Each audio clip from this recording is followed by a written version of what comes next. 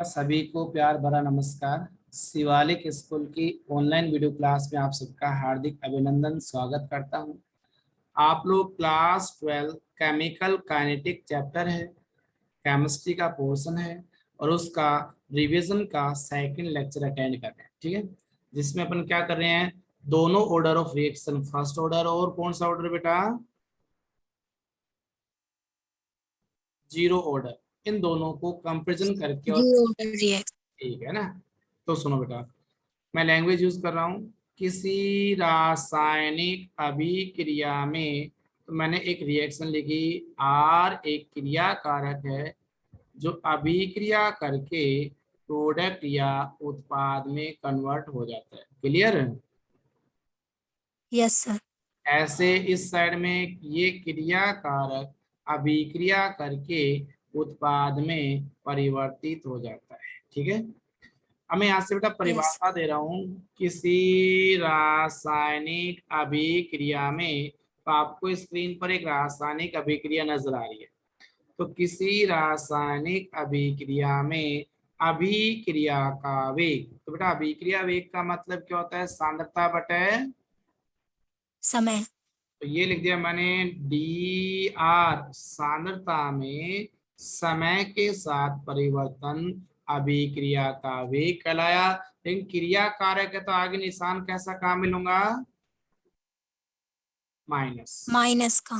तो किसी रासायनिक अभिक्रिया में अभिक्रिया का वेग उस क्रिया में भाग लेने वाले कौन, क्रिया कारक की सांद्रता के शून्य घात के समानुपाती है।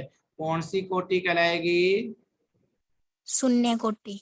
और बेटा अगर इस साइड में बताओ अपने पास आर की पावर क्या करना पड़ेगा प्रथम कोटि के लिए, एक। एक, तो ये कौन सी कोटि कहलाई, प्रथम कोटि की अभिक्रिया। क्लियर हो गया? Yes sir. दोनों में जो मेजर डिफरेंस आया, शून्य कोटि में सांद्रता की पावर 0 और प्रथम कोटि में सांद्रता की पावर 1। समानुपाती को हटाया तो माइनस में D R upon D T is equal to K, और ये कहलाया बेटा आर की पावर 0। इस साइड में भी क्या जाएगा, के का मतलब क्या है, वेग नियतांक या वेग स्थिरांक। ठीक है भाई, यस सर। तो यहाँ पर भी समानुपाती को हटाकर क्या लगा दिया, के। ये बताओ गुड़िया, किसी की भी पावर 0 होती है तो उसका मतलब किसके बराबर होगा, 1 के बराबर। 1 के बराबर। तो मैं इस इक्वेशन को ऐसे लिख दूं बेटा कि minus D R upon D T is equal to, K. That is equation number first. 5। तो दोनों में समीकरण एक आपने प्राप्त कर ली। Yes sir. अच्छा, इस समीकरण एक को मैं वापस से नेक्स्ट पेज पे लिख दूं या वज्र गुणा करके लिख दूं सीधा, तो देखो समीकरण एक है उसको नेक्स्ट पेज के ऊपर लिखा बेटा मैंने। इस साइड में कौन सी ऑर्डर चल रही है आपकी, जीरो ऑर्डर रिएक्शन। इस साइड में, फर्स्ट ऑर्डर रिएक्शन। तो ये जीरो ऑर्डर में समीकरण एक क्या थी बेटा, माइनस में D R upon D T is equal to K, right. Yes sir. यहाँ पर थी बेटा minus D R upon D T is equal to में के आर की पावर 1। अब इस समीकरण एक का वज्र गुणा करने पर, ठीक है, तो समीकरण एक का वज्र गुणा करने पर, तो यहां से मैंने इस dt को किसके पास में सेंड कर दिया, के पास। इसका मतलब ये हो गया minus D R is equal to, K D T. अच्छा ये कर दिया बेटा माइनस में डी आर की अपोन में सेम वैल्यू आर की पावर 1 इजिकल टू क्या हो गया, K D T. That is equation number कौन सी मान ली मैंने। सेकेंड। अब इस समीकरण दो को किससे गुणा कर दिया मैंने,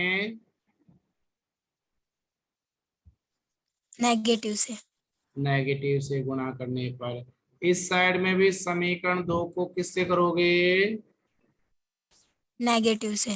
नेगेटिव से गुणा करने पर, है ना भाई। तो अब नेगेटिव से मल्टीप्लाई करेंगे तो नेगेटिव नेगेटिव आपस में मिलकर के किस में कन्वर्ट हो जाएगा, पॉजिटिव में। इजिकल टू माइनस में, के डी टी। ये हो गया बेटा डी आर अपोन में आर वन माइनस में के डी टी। है ना। अभी जो समीकरण आई है मान लिया जाए, सपोज ये समीकरण कौन सी मान ली बेटा मैंने, 3। 3। अब इस समीकरण 3 का दोनों तरफ समाकलन कर दो। तो समीकरण 3 का दोनों तरफ क्या करने पर, इंटीग्रेशन बोले तो, समाकलन करने पर। समीकरण 3 का दोनों तरफ समाकलन करने पर करें तो इक्वेशन थे बेटा D R yes sir. Equal to minus में के डी टी, इस साइड में 1/R1 D R is equal to minus K D T.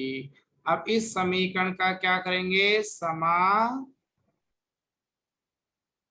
तो ये बेटा मैंने समाकलन का निशान लगा दिया। LN।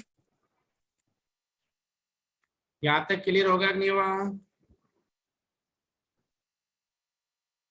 थोड़ा सा मैं और आगे चलता हूँ। भवानी आप म्यूट कर लो। Yes sir. अच्छा बेटा ये बताओ dx का समाकलन करेंगे तो क्या आता है, एक्स। x। तो dr का करोगे तो क्या आ गया, आर। r इजिकल टू बेटा माइनस में dt का करेंगे तो, टी। और प्लस में कांस्टेंट है तो क्या आ गया, प्लस सी। ये समीकरण नंबर कौन सी बन गई, 4। ऐसे बेटा 1/x dx का समाकलन करते हैं तो log x, और मैं केमिस्ट्री में ले रहा हूं ln x, बोले तो ln r हो गया। Yes sir. इक्वल टू में क्या है, माइनस में के टी प्लस में, सी। ये समीकरण दोनों साइड में कौन सी बन गई,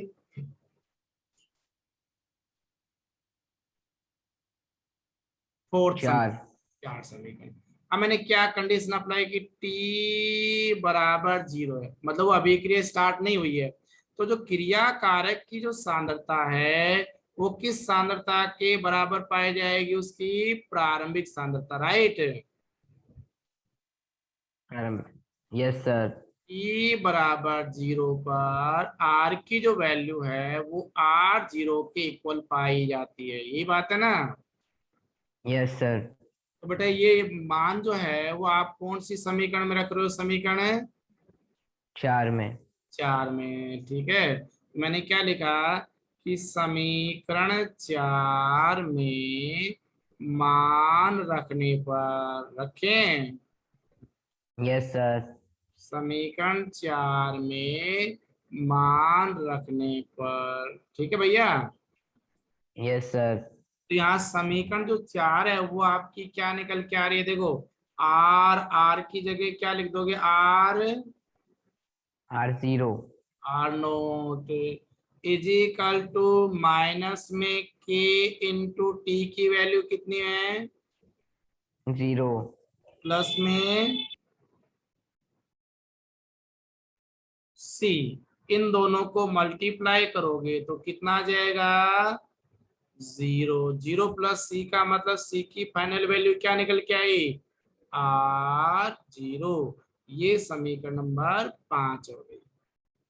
यहाँ पर रखो भाई, तो ये समीकरण क्या थी? L N R, R की जगह लिख दिया मैंने R0 is equal to minus K into T की जगह 0 प्लस में सी, तो C is equal to value निकली ln R0।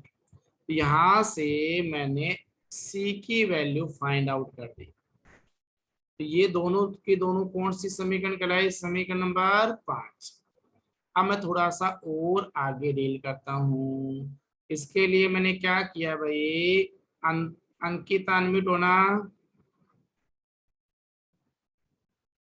Yes sir. अच्छा, तो बेटा समीकरण 5 में समीकरण 5 में किसका मान मिला आप लोगों को? सीखा सर, स्क्रीन कम आ रही है। कम आ रही है बेटा? नेटवर्क आज मौसम खराब है ना, कोई बात ना। तो मैं एक बार दूसरे बच्चों को देखता हूँ, कोई बात नहीं, अगर कम आती है तो आपकी ना। मनीष भैया आपका नेटवर्क इशू सही है? Manish Jyoti. Yes sir. Screen clear आ रही है बेटा? Yes sir. अच्छा, तो बोलिए आपने किसकी वैल्यू फाइंड आउट कर ली बेटा? सर सी की। अच्छा, अब इस समीकरण 5 से सी का मान समीकरण 4 में रख दे बेटा। Yes sir. चलो, इस साइड में भी यही बात आएगी, अलग आएगी? Yes sir. अच्छा, तो वो वैल्यू क्या थी बेटा?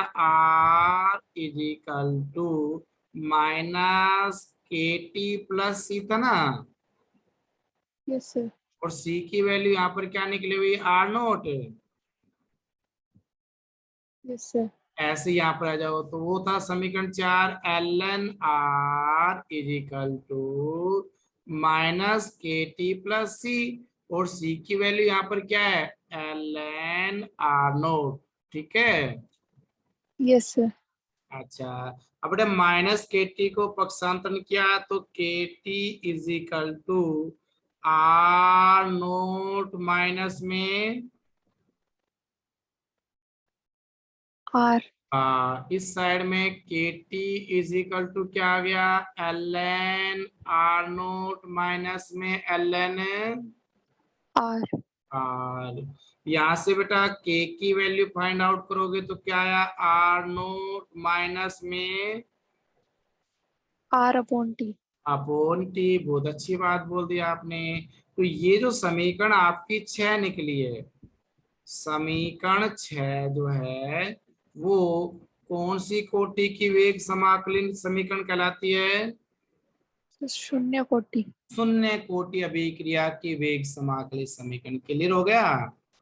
Yes sir. अब बेटा मैंने यहाँ से मैथ का फॉर्मूला लगाया, log n is equal to, math में लिखते हैं log m अपॉन। एन। अच्छा, तो ऊपर देखिए आपके पास में यही है ना ऊपर वाला मान? Yes sir. मैं इसको ऐसे रिप्रेजेंट कर सकता हूँ, K T is equal to ln m की वैल्यू क्या है? R0 yes sir. अपोन में आर। R। यहाँ से जब k की वैल्यू निकालेंगे तो 1 के अपोन में क्या आ गया? t। Yes sir. तो ये बेटा यहाँ से फाइनली आया कि sir k is equal to 1 upon T ln R0 upon में आर। R। और बेटा इस ln को log 10 में, नेचुरल log को जब log 10 में कन्वर्ट करते हैं तो 2.303 से मल्टीप्लाई कर देते, हो गया yes sir. Upon T log R0 upon में आर। R। ये कलाई प्रथम कोटि अभिक्रिया की वेग समाकलित समीकरण कौन सी ऑर्डर ऑफ रिएक्शन के लिए? प्रथम कोटि के अभिक्रिया के लिए। यहाँ तक कोई दिक्कत है क्या? No sir. अच्छा, इस साइड में बेटा क्या संबंध आया था, k is equal to R naught minus में आर अपोन में T. टी। ये समीकरण 6 थी जो कि जीरो ऑर्डर के लिए थी, यही बात है ना। Yes, sir. अच्छा, अब बेटा नेक्स्ट क्वेश्चन आता है, कई बार बहुत अच्छा है। हाफ लाइफ पीरियड बोले तो अर्ध आयु काल, कौन सा काल बेटा, अर्धायुकाल. अर्ध आयु काल का मतलब है, लैंग्वेज पकड़ो यहाँ पर, समझो दिखा, लाओ गुरुजी समझाओ। ये आर नोट का मतलब है क्रियाकारक की कौन सी सांद्रता है, प्रारंभिक सांद्रता। प्रारंभिक सांद्रता.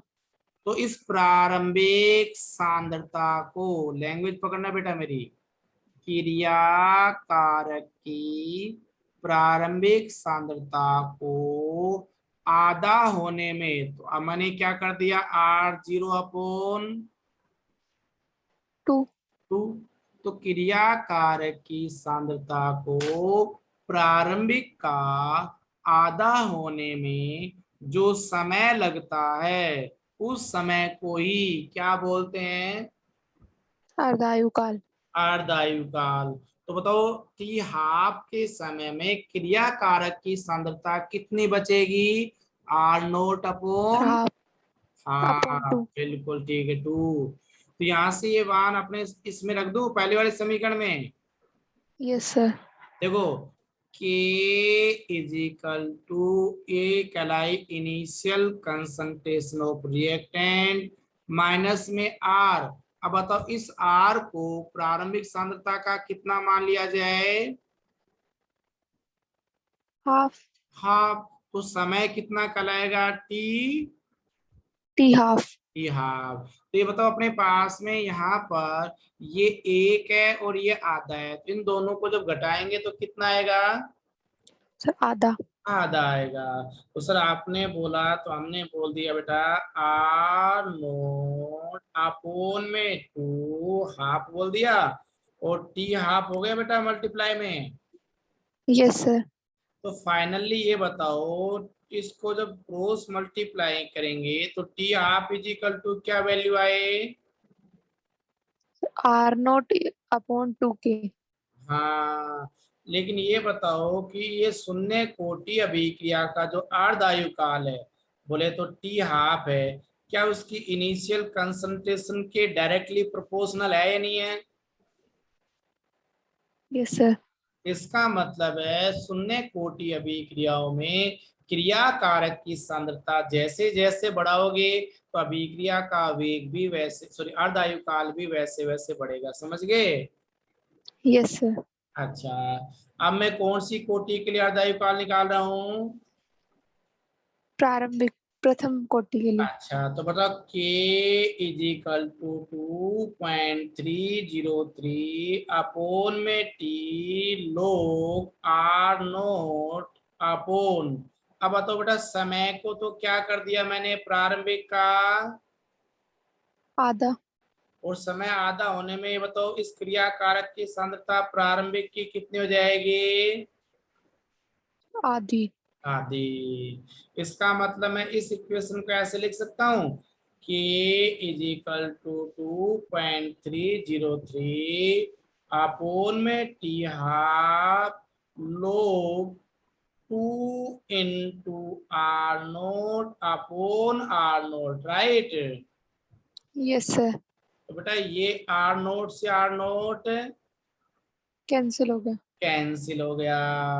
तो k is equal to 2.303 upon T half into में लोग, 2.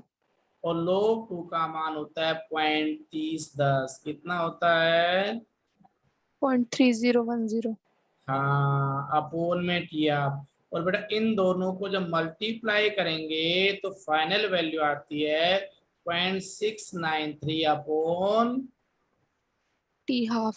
अच्छा। और यहाँ से अगर टी हाफ की वैल्यू निकालोगे तो T half is equal to 0.693 upon में, K. ये बताओ बेटा, अगर अपने पास में ये जो टी हाफ है वो उसकी प्रारंभिक सांद्रता के समानुपाती होता है नहीं होता? नहीं होता।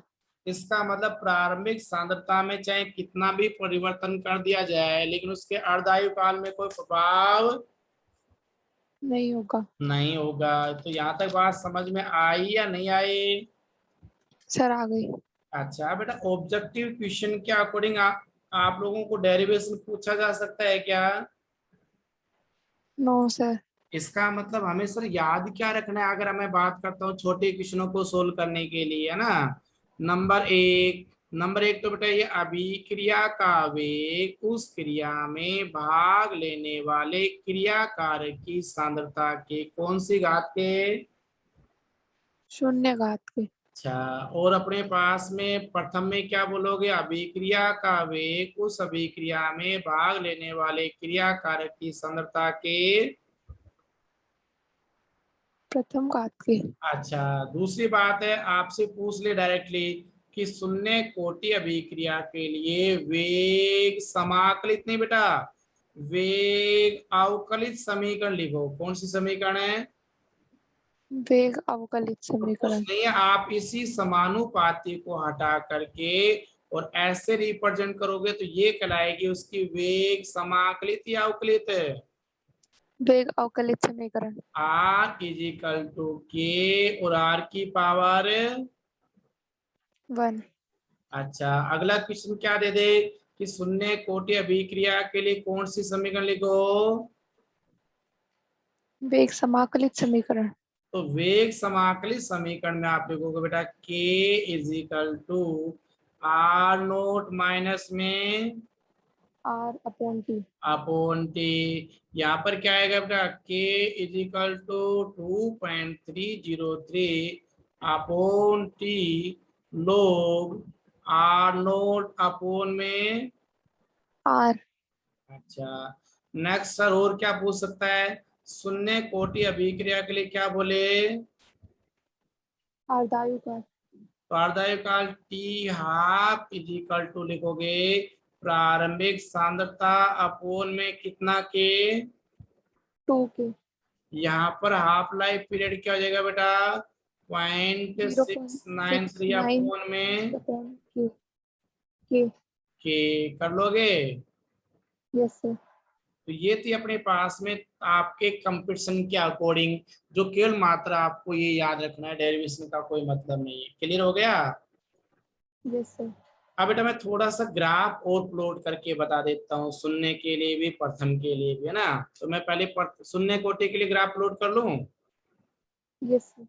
अच्छा, तो बेटा ये लिखा मैंने जीरो ऑर्डर रिएक्शन। कौन सी order reaction? Zero order reaction. अच्छा, तो अब जीरो ऑर्डर रिएक्शन है, उसको करने के लिए आप म्यूट हो जाओ। दिखा मनीष, यस सर। नेटवर्क सही है नहीं आ रहा बेटा, है ना? आवाज क्लियर पहुंच रही है? नहीं पहुंच रही प्रॉपर। मोनिका,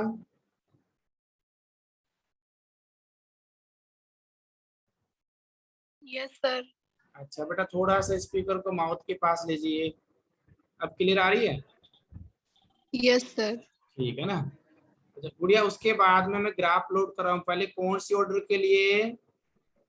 जीरो ऑर्डर के लिए सर। अब सर जीरो ऑर्डर के लिए किस किस के बीच में ग्राफ लोड कर रहे हो वो सुनो अपने पास में। एक तो कर रहा हूँ भाई अपने पास में समय के साथ में, और एक समय के साथ जो क्रिया कारक की सांद्रता में परिवर्तन हुआ उसके बीच में। ठीक है? Yes sir. अच्छा, कौन सी ऑर्डर रिएक्शन के लिए? जीरो ऑर्डर रिएक्शन के लिए। देखो बेटा, सबसे पहले जीरो ऑर्डर के लिए अभिक्रिया थी K is equal to R naught minus में आर अपोन में समय, राइट। Yes sir. पक्षांतरण किया तो K T is equal to R naught minus में। आर। अब इस आर को उधर ले गया तो ये R is equal to minus K T plus में क्या आ गया? R naught. R naught. तो ये एक समीकरण बनी है बेटा ग्राफ के लिए, और ये समीकरण कैसी कहलाती है सुनो। ये आर कहलाता है वाई अक्ष पे, ये माइनस और के कांस्टेंट एम, और अपने पास एक्स अक्ष पे समय है, तो ये हो गया, और प्लस में कांस्टेंट वैल्यू सी है। तो ये ग्राफ बनता है y बराबर माइनस एम एक्स प्लस सी प्रकार का। कैसा कहलाता है? y बराबर -mx+c। और इस प्रकार की समीकरण के ग्राफ को आप कैसे प्लॉट करोगे ना, ये एक्स अक्ष होगी और ये कौन सी अक्ष होगी? y अक्ष। तो बेटा ये बताओ y अक्ष के ऊपर किसको प्लॉट किया जाएगा? क्रिया कारक की सांद्रता को। और एक्स अक्ष पर कौन आएगा आपका? समय। समय। और ये ग्राफ हमेशा और हमेशा इस प्रकार से बनाया जाता है। बन गया? Yes sir. इसमें ये जो ढाल है, स्लोप है, वो कहलाता है बेटा m, और m की वैल्यू कितनी है बोलो दिखा? -k। -k। उसके बाद में ये कहलाता है आपका क्या? अंतःखंड, यहां से लेकर के और मूल बिंदु तक, ये क्या कहलाया आपका? अंतःखंड, इंटरसेप्ट, जिसे बोलते हैं अपने पास c, और c का मान किसके इक्वल है? r नोट के। ये ग्राफ किस किसके बीच में? शून्य कोटि अभिक्रिया की क्रिया कारक की सांद्रता और समय के बीच में। अच्छा, ऐसे ही एक और ग्राफ लोड किया मैंने, वो ग्राफ अपने पास में शून्य कोटि अभिक्रियाओं के लिए अभिक्रिया का वेग और सांद्रता के बीच में, किस किस के बीच में? अभिक्रिया का वेग और सांद्रता के बीच अब में। आप और हमें मालूम है सर, किसी रासायनिक अभिक्रिया में अभिक्रिया का वेग उस क्रिया में भाग लेने वाले क्रिया कारक की सांद्रता के कौन सी घात के समानुपाती था शून्य कोटि में? शून्य घात की। और शून्य घात का मतलब किसी की भी पावर 0 का मतलब कितना होता है? 1। एक। इसका मतलब यह है कि सांद्रता में परिवर्तन करने पर चाहे कितने भी बढ़ा लो, लेकिन अभिक्रिया का जो वेग है उसमें किसी प्रकार का कोई परिवर्तन नहीं होता। तो सांद्रता बदलने पर अभिक्रिया वेग में प्रभाव पड़ रहा है कि नहीं पड़ रहा? No sir. इसलिए ये अपने पास में स्थिरांक के रूप में ग्राफ प्लॉट हो गया। Yes sir.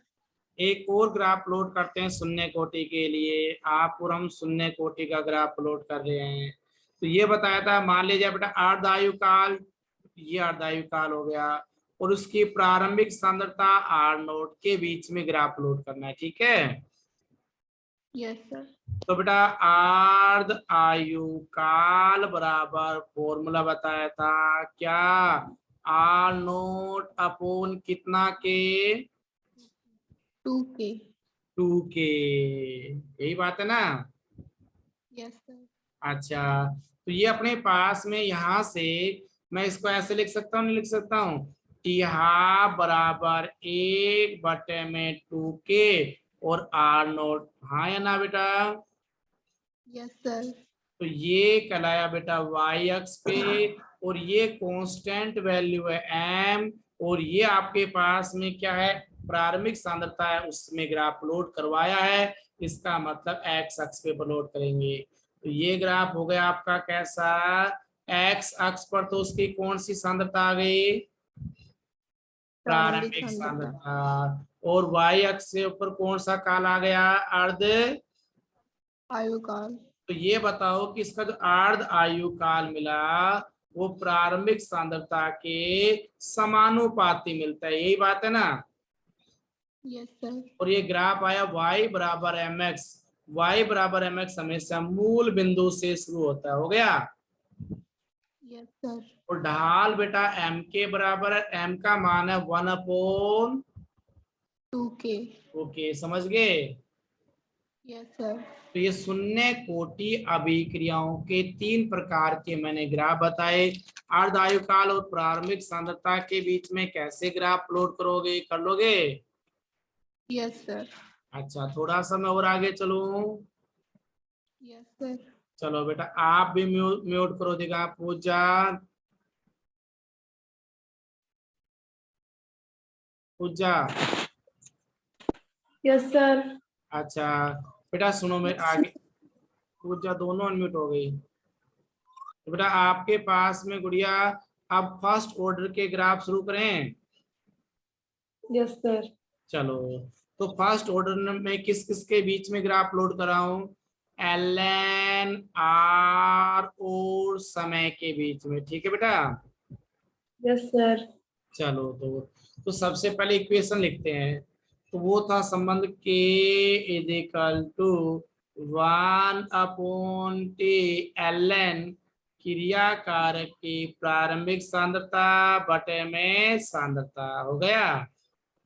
Yes sir. इसको वज्र गुणा किया तो बेटा KT is equal to ln r0 upon में r। इस इक्वेशन को आप कैसे लिख सकते हो sir, log m upon n। That means math का फॉर्मूला है log m इंटू माइनस में log एन। n। तो KT is equal to ln r0 minus में ln बेटा इस गुड़िया को साइड में रखो ना। उसी के साथ थोड़ा सा और आगे चलते हैं। अब मैं ग्राफ लोड करूंगा ln r और समय के बीच में। तो ln r को Yes. पक्षांतरण करके इधर लेगा, KT को इधर लेके गया, ये आया ln r is equal to minus KT plus में ln r0, हो गया। Yes sir. तो ये समीकरण कहलाया बेटा अपने किस टाइप का भैया, ये कहलाया y बराबर में माइनस mx प्लस c प्रकार का, हो गया। Yes sir. अच्छा तो थोड़ा सा और आगे चलते हैं। तो यहाँ पर अपने पास में हिरेंद्र भी अनम्यूट के लिए ऑप्शन के लिए बोल रहा था। हिरेंद्र अगर बेटा आपके पास में साउंड आती है तो अनम्यूट हो जाओ, कोई बात नहीं।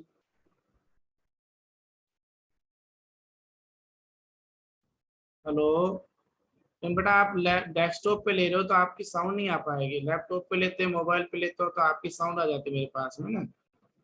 चलो कोई बात नहीं, थोड़ा सा और आगे चलता हूँ मैं। सीमा बेटा 1 मिनट बच्ची इसको कंप्लीट करो। Yes sir. अच्छा गुड़िया अपने पास ये समीकरण कैसे बन गई बेटा, y बराबर mx माइनस c प्रकार की बन गई। Yes sir. इसका जो ग्राफ है वो इस प्रकार से प्लॉट करेंगे। देखो ये x अक्ष होगी और ये कौन सी बेटा, वाई एक्स y अक्ष के ऊपर आपका कोण है एल एन। अच्छा, और x अक्ष के ऊपर कोण आपका समय, टी एक्स नहीं समय, ठीक है। और ये जो ग्राफ होता है बेटा वो इस प्रकार का आता है हमेशा नीचे की ओर। ये कहलाएगा स्लोप या ढाल बोले तो m, और m बराबर माइनस के हो गया। उसी के साथ ये जो अंतःखंड है, ये अंतःखंड आपका क्या निकल गया, इंटरसेप्ट क्या निकल गया, ln r0, ठीक है। इस प्रकार से आप लोग शून्य और प्रथम कोटि अभिक्रियाओं की वेग अवकलित, वेग समाकलित, अर्ध आयुकाल और ग्राफ को प्लॉट कर सकते हैं। तो इस 2 सेकंड या 2 लेक्चर के अकॉर्डिंग आपका लगभग ये 70% चैप्टर फिनिश हुआ। एक लेक्चर और होने के बाद में लगभग ये कंप्लीट हो जाएगा, ठीक है। Yes sir.